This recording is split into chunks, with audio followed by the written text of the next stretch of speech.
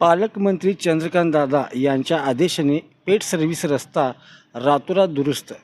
पालकमंत्री चंद्रकांत दादा पाटील यांच्या सूचनेवरून काल पेठ नाका सर्व्हिस रोड रस्ते बुजवण्याचे काम तातडीने पूर्ण करण्यात आले.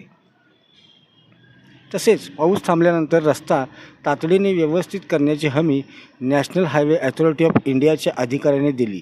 काल पेठ कराड हायवेवर पेठ येथील सर्व्हिस रोडवर पावसामुळे खूप मोठे खड्डे पडले होते.